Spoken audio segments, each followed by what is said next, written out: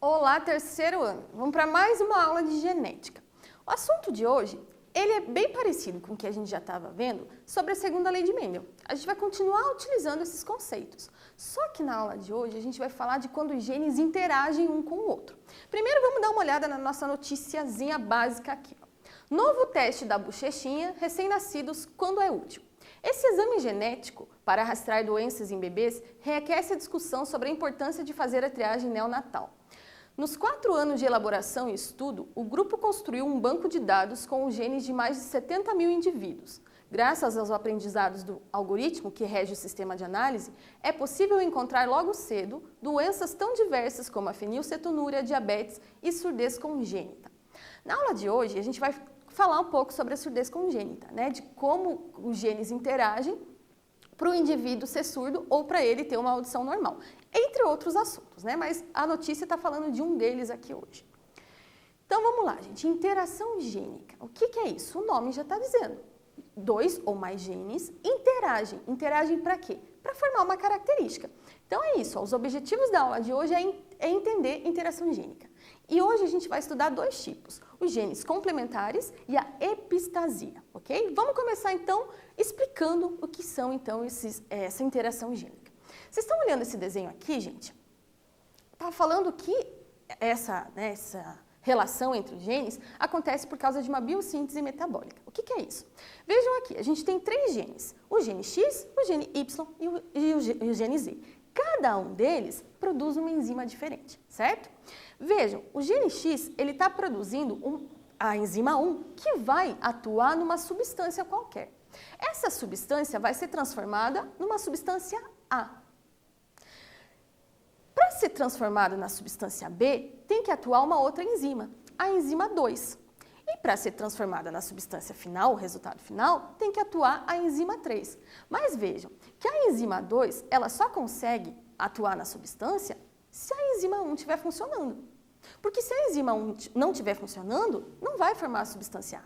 Mesma coisa aqui, para a enzima 3 atuar na substância B, a enzima 2 e a 1 também, as duas têm que estar funcionando. Porque qualquer um deles que não estejam funcionando direito, não vai formar a substância que ela vai transformar.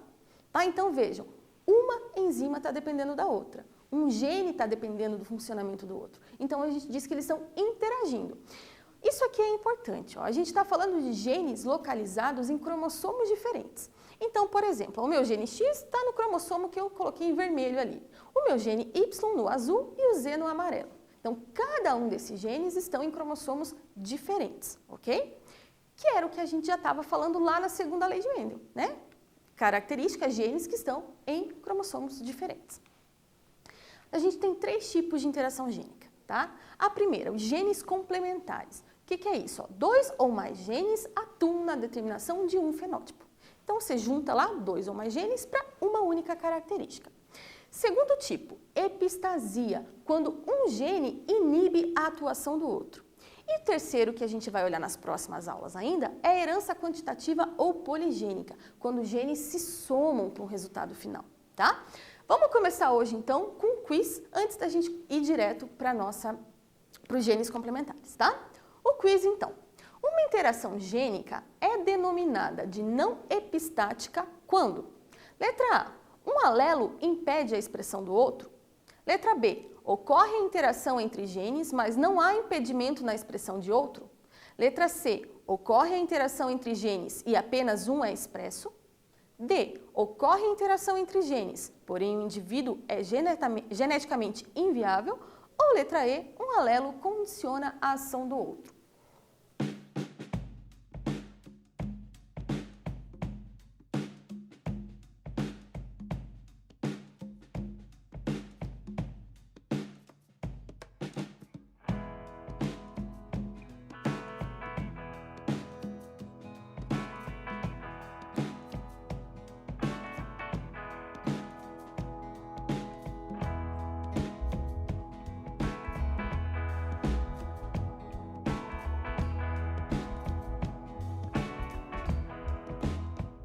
E aí, gente? Esse é só lembrar, a gente acabou de falar que gene epistático, ele inibe a ação do outro. A única alternativa que não está falando em inibir a ação do outro é a alternativa B. Então, a gente está perguntando qual que é a interação gênica não epistática. Então, aquela que ocorre a interação entre genes sem um impedir a ação do outro. Tá? Então, a gente já descobriu a resposta. Vamos, então, entrar agora nos genes complementares, que é o nosso primeiro tipo de interação gênica. Tá? Então, aqui está dizendo, gente, vamos falar aqui mais perto, que os genes complementares, eles ocorrem quando dois ou mais genes, eles atuam para uma única característica, certo? E um não está inibindo o outro, tá? Então, eles estão atuando, mas não estão inibindo um ao outro. Está mostrando aqui a proporção, ó, 9 para 3 para 3 para 1. Se vocês lembrarem dessa proporção, é a mesma proporção da segunda lei de Mendel. Tá? Que a gente já tinha feito lá os quadrados de Pinet, feito os cruzamentos. Quando a gente fazia dois indivíduos heterozigotos, dava essa mesma proporção, 9 para 3 para 3 para 1. Mantém, tá? Segunda lei, duas características. Então, a gente vai continuar falando da segunda lei. Só que lá a gente falava de dois genes que um não tinha nada a ver um com o outro. Por exemplo, a probabilidade de nascer uma pessoa albina e canhota. Então, são duas coisas que não estão relacionadas. Aqui não. Aqui são duas características que estão relacionadas, tá? Para um fenótipo final, uma característica final. Primeiro exemplo, então, a crista das galinhas, tá? Então, está dizendo aqui que em galináceos, que em galinhas, o fenótipo pode ser de 4 tipos. A crista noz, que é essa aqui que vocês estão vendo, ó, que bonitinha. A crista rosa, a crista ervilha e a crista simples. Então, a gente tem 4 tipos de crista, cada uma com seu nome específico aí, ó. Para a galinha ter a crista noz, ela precisa ter 2 genes dominantes. Aqui no caso a gente deu o nome de Rzão e Ezão, tá? Então, Rzão alguma coisa, Ezão alguma coisa. Se ela tem um de cada, ela vai ter a crista noz. Se ela tem só o Rzão dominante e Ezinho, ela vai ter a crista rosa. Se ao contrário, ela tem Rzinho, Ezão alguma coisa, ela vai ter a crista ervilha. E se ela é toda recessiva, ela vai ter a crista simples. Então, vejam, a interação entre esses dois alelos, o R e o E, forma uma única característica, que é o formato da crista da galinha. Não se preocupem em ficar decorando isso aqui, gente. O tipo de crista, o genótipo, porque isso vai ser dito para vocês no exercício, tá? Vocês só tem que saber fazer o cruzamento, fazer a interpretação depois. Aqui só está mostrando para vocês um exemplo, tá? Outro exemplo legal que a gente tem também. A cor da cobra do milharal, tá? Essa cobra, ela também pode ter cores diferentes de acordo com a interação de 2 genes dela. Quais são esses genes? Vamos dar uma olhada aqui, ó. A gente tem o gene Czão e o gene Bzão. Se os dois estão dominantes na cobra, ela vai ser preta e laranja, que a gente está vendo lá no cantinho. Bem bonita a cor dela, né? Se ela tem Czão, mas tem Bzinho, ela vai ser só laranja, não vai ter a cor preta, que vai ser essa do cantinho aqui, ó. Se ela é Czinho, Bzão alguma coisa, ela vai ser só preta, não vai ter laranja. E se ela é toda recessiva, ela vai ser albina. Então, vejam, a gente tem 2 genes. O gene C que condiciona o pigmento laranja. O gene B que condiciona o pigmento preto. Tá? Então, essas duas cores, elas interagem. São 2 genes diferentes que atuam na mesma característica, que é a coloração da cobra. E, por último, a gente tem um exemplo relacionado aos seres humanos, que é a surdez congênita. Para a gente ouvir, a gente precisa ter 2 estruturas, basicamente, funcionando no corpo. Quais são elas? Aqui, ó, a cóclea, que parece esse caracolzinho ali, né, que a gente tem dentro do ouvido interno, e o nervo auditivo. Se eu tenho a cóclea e não tenho o nervo auditivo, eu não consigo ouvir. Se eu tenho o nervo auditivo e não tenho a cóclea funcionando, eu também não consigo ouvir. Então, eu tenho que ter essas 2 estruturas funcionando para conseguir ouvir corretamente. Se uma delas não funcionar, eu não ouço, tá? Então, vejam, para ter uma audição normal, eu tenho que ter 2 genes dominantes. Dzão alguma coisa, Ezão alguma coisa. O Dzão vai formar a cóclea, o Ezão vai formar o nervo auditivo. Se eu tiver outras combinações, todas elas não vão formar uma das estruturas. Então, a pessoa não escuta. Então, se ela for Dzão alguma coisa, Ezinho, ela não forma o nervo auditivo e não vai conseguir escutar. Se ela for Dzinho, Ezão alguma coisa, ela forma o nervo auditivo, mas não forma a cóclea, também não ouve. E se ela for toda recessiva, não forma nenhuma das 2 coisas, também não ouve. Então, a única possibilidade da pessoa ouvir é ela ter os 2 genes né, ali dominantes. Desão alguma coisa, esão alguma coisa. Mais um quiz pra gente então. A surdez pode ser uma doença hereditária ou adquirida. Quando hereditária, depende da homozigose de apenas um dos dois genes recessivos, desinho ou esinho. A audição normal depende da presença de pelo menos dois genes dominantes diferentes, o desão e o esão, simultaneamente. Um homem surdo casou-se com uma surda. Tiveram 9 filhos, todos de audição normal. Assim podemos concluir que o genótipo dos filhos é. Então, um casal de surdos teve filhos com audição normal. Qual que é o genótipo deles?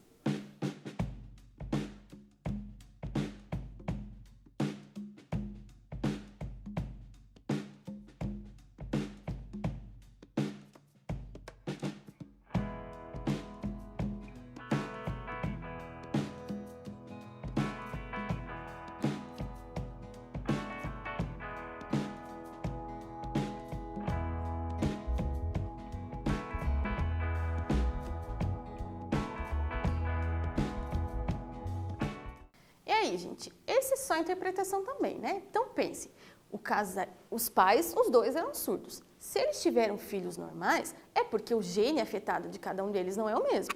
Então, olha aqui, vamos destacar as informações importantes, ó.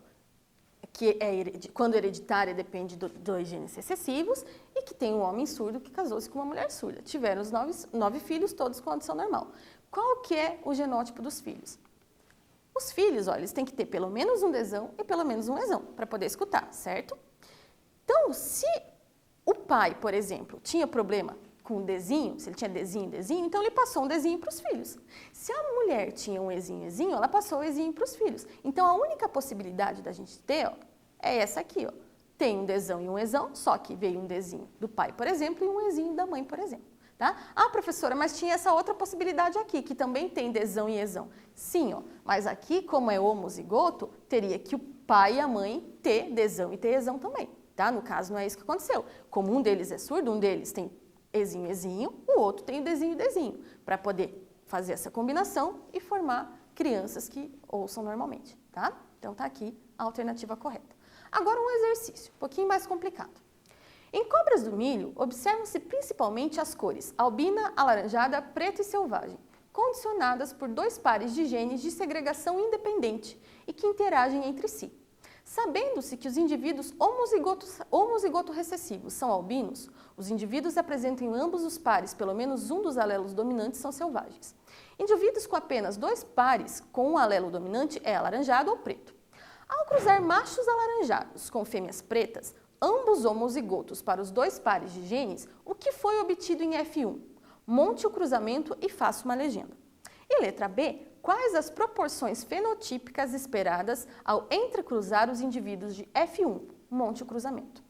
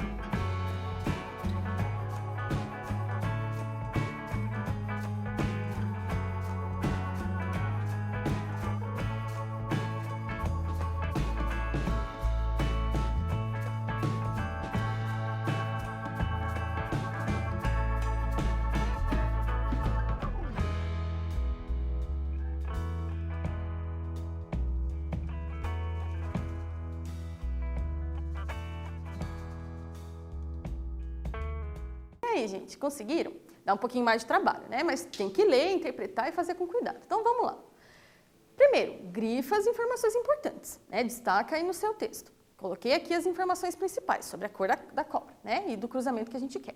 Aqui só coloquei o que eu quero, tá? Para poder caber aqui no slide para vocês. Então, primeiro, quero cruzar machos alaranjados com fêmeas pretas, ambos homozigotos para os 2 pares de genes. Então, aqui, ó. Lembrando que o albino está dizendo no texto ali que é duplo recessivo, então coloquei Azinho, Azinho, Bzinho, Bzinho. Ah, professora, mas você tinha colocado outra letra no slide que você explicou. Não importa qual letra você vai usar, você escolhe qual você quiser, tá? Aqui eu escolhi o A e o B que a gente está mais acostumado. Tá dizendo que para ser selvagem tem que ter um de cada pelo menos dominante. Então tá aqui, Azão alguma coisa, Bzão alguma coisa. E alaranjado, o Azão alguma coisa, Bzinho, Bzinho, o preto, Azinho, Azinho, Bzão alguma coisa. Já fiz a legenda, uma parte do exercício. Agora aqui, ó, vou fazer o cruzamento. Tá dizendo que os machos eram alaranjados, então aqui, ó, laranjado, Azão alguma coisa, Bzinho alguma coisa, mas está dizendo que é homozigoto. Então eu descobri que ele é assim. Azão, Azão, Bzinho, Bzinho, e a fêmea, Azinho, Azinho, Bzão, Bzão. Tá dizendo isso no enunciado, tá? Vou fazer o cruzamento, ó. Então, são 2 cruzamentos que eu tenho que fazer, porque são 2 coisas diferentes, 2 genes diferentes, tá? Então, fiz o cruzamento, que vocês já estão cansados de fazer, porque vocês já fizeram bastante. Aqui, ó, fazendo o cruzamento, deu 100% selvagem. Azão alguma coisa, Bzão alguma coisa, certo? Letra B agora. Quais as proporções fenotípicas esperadas ao intercruzar os indivíduos de F1? Então, vou fazer o cruzamento aqui, ó. Então, F1 deu Azão, Azinho, Bzão, Bzinho. Fazendo o cruzamento, 2 cruzamentos. Vocês já estão cansados de fazer também. Deu esse resultado aqui, ó. Albino, uma chance em 4 aqui, uma chance em 4 aqui. Então, uma chance em 16, porque eu uso a regra do E. Eu quero as 2 coisas. Selvagem, tem que ter pelo menos um de cada dominante. Então, 3/4 e 3/4, 9 em 16. E assim por diante. Então, vocês deviam ter feito esse cruzamento aqui. Viu que é a segunda lei de Mendel? Continua sendo? Só que agora a gente está trabalhando um jeito diferente, né? Interagindo os genes. Agora, gente, a gente vai falar do segundo caso, tá? Então, nos genes complementares, eram 2 genes que atuavam na mesma característica, mas um não estava impedindo a ação do outro. Agora, na epistasia, ocorre impedimento, tá? Então, vamos ver aqui o que acontece. Então, o gene epistático, o que ocorre? O gene epistático, um par de genes inibe o outro. Tá? Então, está mostrando aqui ó, que o gene epistático é aquele que está inibindo. O gene hipostático é o que é inibido. Tá? Então, a gente está mostrando aqui, ó, o epistático, o vermelhinho, está inibindo a ação do amarelo, que é o hipostático. Tá? Então, isso que está mostrando para vocês. Vamos começar aqui com a epistasia dominante, ou seja, é quando tá o gene dominante inibe o outro. Tá? Então, aqui está mostrando o alelo epistático, para inibir o epistático, age em homozigose e em heterozigose. Pode agir das 2 formas. Então, tanto faz. Ó, se eu tenho um azão aqui, independente da outra letrinha que eu tenho aqui, vai inibir o outro gene. Tá? Então, é isso que está mostrando aqui. A epistasia recessiva já é o contrário. Ó. Tem que estar recessivo, o azinho, azinho, para inibir o outro gene. Essa é a diferença. Tá? Então, epistático dominante é o gene dominante que inibe. O epistático recessivo, recessivo que inibe. Primeiro exemplo aqui de um caso de epistasia dominante, coloração de uma espécie aí de cavalo, tá? Então, vocês estão vendo aqui que a pelagem do cavalo, ela pode ser branca, preta ou marrom, nesse caso. Vejam lá que o pigmento preto, ele depende do gene Bzão. Então, se tem Bzão, vai ter o pigmento preto. Se tem Bzinho, vai ser marrom. Então, primeira característica, cor, preto ou marrom. Segundo gene, vai fazer o quê? Permitir a fixação ou não permitir a fixação. Se eu tenho o Vzão, fixa a cor. Se eu tenho o Vzinho, não fixa a cor. Ele até produz o pigmento, mas não consegue fixar no pelo. Tá? Então, vejam, para eu ter um cavalo de cor branca, eu tenho que ter um Bzão, Bzão. Para ter um cavalo de cor preta, Bzão, alguma coisa, Vzinho, Vzinho. Branca, aqui de volta, Bzinho, Bzinho, Vzão, alguma coisa. Por que isso, gente? Porque o Vzão, ele impede a fixação. Então, toda vez que tiver um Vzão, independente da outra letrinha que tiver aqui, vai ser branco. Porque ele impede a fixação do pigmento, tá? Então, se tem Vzão, vai ser branco. Se tem Vzinho, aí eu vou olhar a outra letra, ó. Bzão fica preto, no caso aqui, Bzinho fica marrom. Tá? Então, é isso que está mostrando, que o Vzão impede a fixação de cor. Mas a gente também tem um exemplo mais fofinho, que é a cor dos labradores. que também ocorre por interação gênica, por epistasia. O que está acontecendo aqui, gente? A gente também tem dois genes, só que agora a epistasia é recessiva, tá? Então, no caso aqui, a gente está vendo o que acontece. A gente tem o gene para o pigmento, que é o gene B. Bzão forma preto, Bzinho marrom, parecido com o do cavalo. Só que aqui, ó, se eu tenho o Ezão, vai fixar a cor. Se eu tenho o Ezinho, não fixa a cor. Tá? Então, vejam aqui os tipos de coloração que eu posso ter. Eu posso ter o labrador preto, o labrador chocolate e o labrador caramelo. Né? 3 cachorros muito bonitos aí. Vejam lá então, se eu tenho Bzão e se eu tenho Ezão, eu vou ter a cor preta. Se eu tenho Bzão, mas eu tenho Ezinho, não fixa a cor, então ele vai ser o caramelo. Se eu tenho Bzinho, Ezão alguma coisa, ele vai ser o chocolate. Agora, se eu tenho todo recessivo, vai ser o caramelo também. Tá? Então, vejam, toda vez que eu tenho o Ezinho, independente do outro gene, vai ser caramelo. Então, agora vamos fazer um exercício para ver se vocês conseguem fazer sozinhos, se vocês compreenderam, tá? Em abóboras, a cor do fruto é determinada por 2 genes de segregação independente.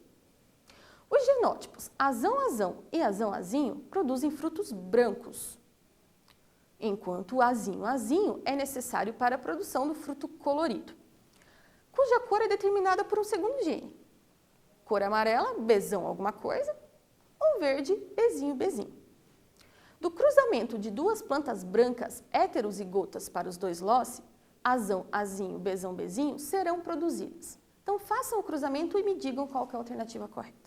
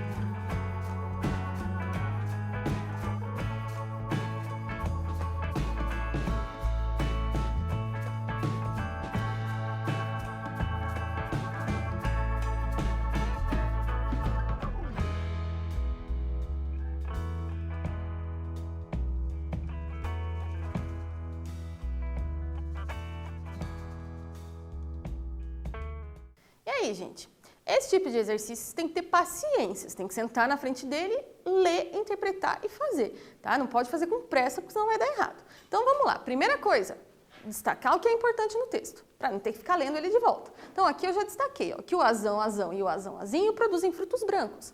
E que é necessário, para a produção do fruto colorido, é necessário também bezão, alguma coisa ali, tá? Então, escrevi isso aqui, ó. Pigmento, azão, alguma coisa. Vai ser branco, azinho, azinho, colorido. É o que está escrito no texto, eu só passei para a minha anotação para facilitar a minha vida. E a cor pode ser amarelo, se for bezão, alguma coisa, e verde, bezinho, bezinho, tá? Só coloquei o que estava escrito no texto de uma forma mais simplificada para facilitar a resolução do exercício. Depois, está dizendo para eu fazer o cruzamento de duas plantas heterozigotas. Vou fazer o cruzamento então, são dois cruzamentos, porque são dois genes. Então, do azão, azinho, do bezão, bezinho. Fiz o cruzamento, né? Azão, azão, azão, azinho e assim por diante. Vocês já sabem fazer. Depois que fiz o cruzamento, então, eu quero ver que tipo de planta que eu vou produzir. Então, veja, para eu produzir a planta branca, eu tenho que ter azão, alguma coisa, e eu tenho que ter ali o bezão. Opa, peraí. Para ser branco, pigmento branco, então tem que ser o azão, alguma coisa, certo? Então, eu coloquei aqui, ó, azão, alguma coisa, bezão, alguma coisa, ou azão, bezinho, bezinho, tá? Porque foi lá a interação, a epistasia. Coloquei aqui, ó, branco, azão, alguma coisa, 3/4. O bezão, alguma coisa, 3/4 também. Só que eu tenho essa outra chance aqui também, gente. Então, eu tenho que fazer a conta de volta. 3/4 vezes 1/4 do bezinho, bezinho, certo? Então, aqui vejam, aqui era a regra do E, porque eu quero azão, alguma coisa e bezão, alguma coisa. Aqui também, ó, azão, alguma coisa, bezinho, bezinho. Só que eu tenho que somar as duas probabilidades, porque podem ocorrer as duas, tá? Então, agora eu vou usar a regra do OU. Fiz a conta, no total ali 12/16, tá? Agora eu quero saber das coloridas. Pode ser amarelo, azinho, azinho, bezão, alguma coisa. Fiz a continha aqui, ó. Azinho, azinho, 1 chance em 4. Bezão, alguma coisa, 3 chances em 4. Então, 3 chances em 16 possíveis. E pode ser verde, quando for tudo recessivo. Então, 1/4 vezes 1/4, 1/16. Estão vendo? Para você ter certeza que você não esqueceu ninguém, soma, ó. 3 mais 1, 4, com 12, 16. Então, você contemplou todo mundo, as 16 possibilidades. Agora, vamos ver qual que é a alternativa correta. Então, a alternativa correta, 3/4 das plantas serão de frutos brancos. Ué, professora, mas não está aparecendo isso. Então, vamos simplificar. 12/16, se você dividir, você vai, né, simplificar a fração, vai ficar 3/4. Então, 3/4 das plantas vão produzir frutos brancos. Então, lembrem, gente, volta e meia acontece em genética de vocês fazerem a questão até o fim e fazer certo. Mas daí chega no final, o resultado não deu igual. Daí você perde a paciência e chuta qualquer coisa. Não façam isso. Vê se você simplificou a fração. Porque às vezes é só esse detalhe. O resto está tudo certo. Tá? Então, antes de já ficar desesperado, de ficar bravo, simplifica primeiro, para ver se tem o resultado. Certo? Vamos para o nosso quiz aqui. Mais um, último quiz de hoje. Em uma interação gênica epistática, o gene que é inibido recebe a denominação de. Então, qual que é o nome do nosso gene que é inibido?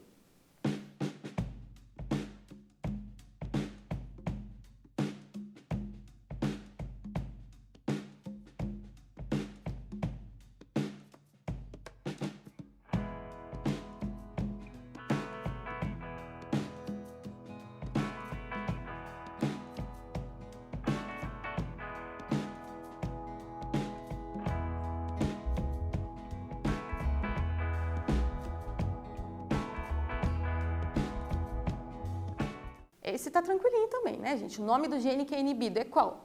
É o hipostático. Então, o hipostático é inibido pelo epistático, tá? O último exercício de hoje, para a gente encerrar essa parte.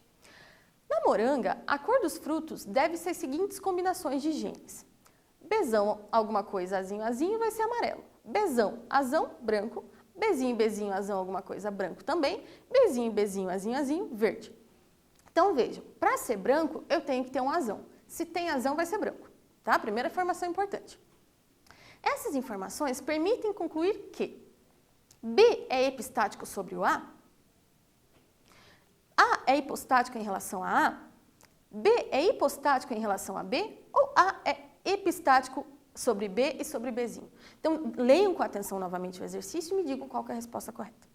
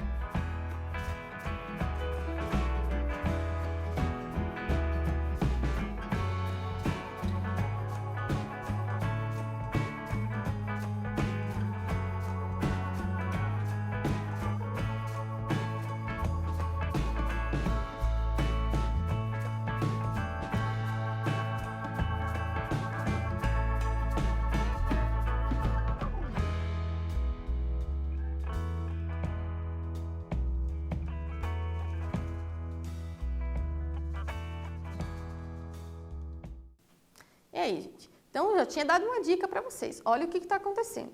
Toda vez que aparece o azão, é branco. Então, impede a deposição da cor, que é o amarelo ou o verde, tá? Então, o que a gente pode concluir sobre isso?